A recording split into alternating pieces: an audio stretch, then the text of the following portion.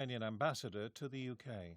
I'm afraid today the territory of Crimea is a space where we witness the gross violation of human rights, unfortunately growing militarization of the peninsula, and intimidation of those people who stand against to Putin's regime and voicing their support for Ukraine, namely the Crimean Tatars.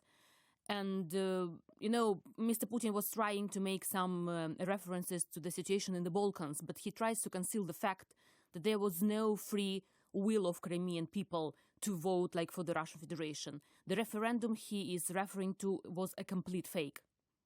Has he been stopped from doing more? Has the NATO response at least achieved that?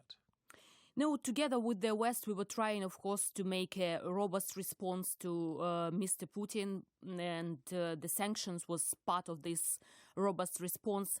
However, Putin from the very beginning was not concealing the fact that he would try to make the peninsula like a military base of the Russian Federation and try to make here like a complete threat to also not only to Ukraine but to the NATO member states. And these facts should be also into our mind when we are speaking about how in the future we will also be reacting to the issue of Crimea.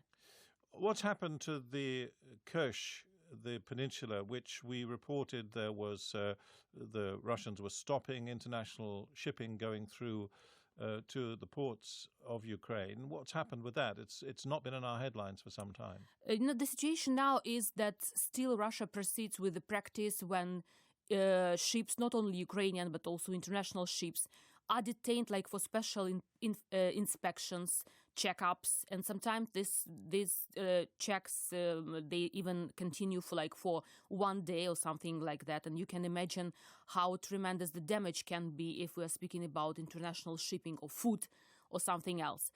And unfortunately, Russia uses these detentions, these checkups in order to disrupt the navigation in the whole area.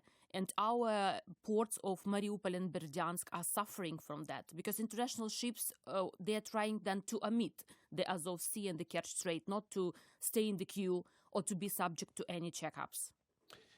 Do you think in the end Putin will have won? That the international community at large will accept that Crimea is now part of Russia?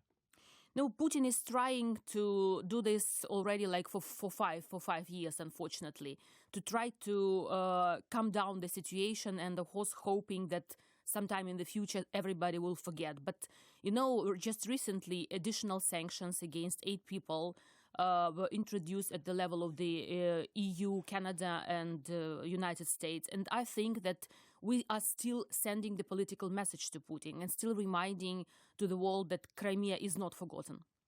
That's Natalia Galibarenko, the Ukrainian ambassador to the UK. This is World Update.